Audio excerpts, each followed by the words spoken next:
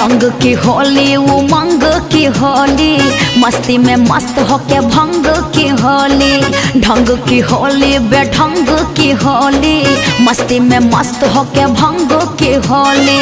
बरसे रंग की फुहार वाली होली, बरसे रंग की फुहार वाली होली। अरे कौन होली का बात कर रही हैं, जरा डिटेल में बताइए। आज खेला दे कोई हम कारे यूपी बिहार वाली होली। आज खेला दे कोई हम कारे यूपी बिहार वाली होली। सारा रारा जोगी जी सारा रारा। अच्छा सारा रारा जोगी जी सारा रारा।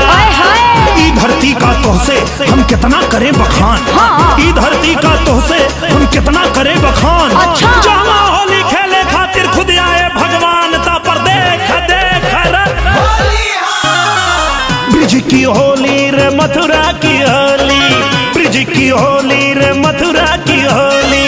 वृंदावन जमुना किनार वाली होली, बरसाने गोकुल मझार वाली होली। आओ खेला दे आज तो का हम यूपी बिहार वाली होली।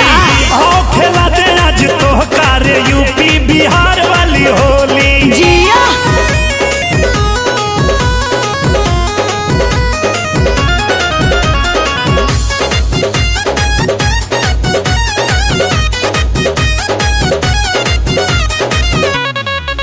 होली ब्रिज के नूरानी, बिना रंग बिना पानी, जैसे खेले राधा रानी लठ मार होलिया।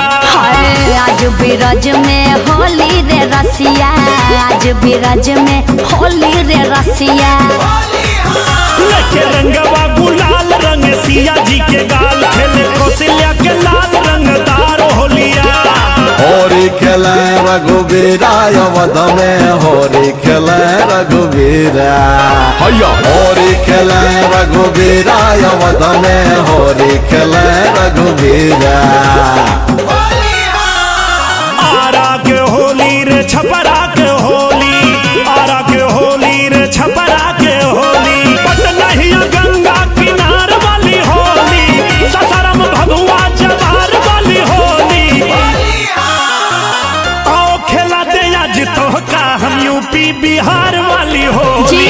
आओ खेला दे रानी तो का हम यूपी बिहार वाली होली। साचो में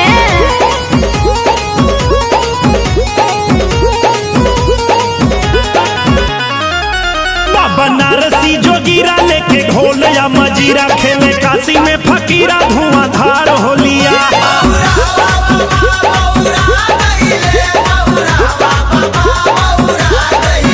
हाजीपुर के हुड़दंग, सीतामढ़ी के उमंग, जीजा खेले साली संग रसदार होलिया।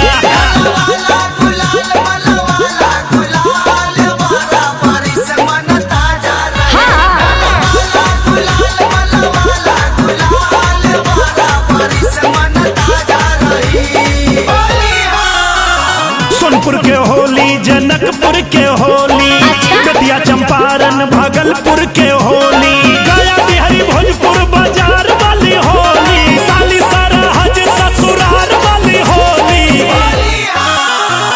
आओ खेला दे आज तो का हम यूपी बिहार वाली होली। आओ खेला दी रानी तो का रे यूपी बिहार वाली होली। ठीक बा।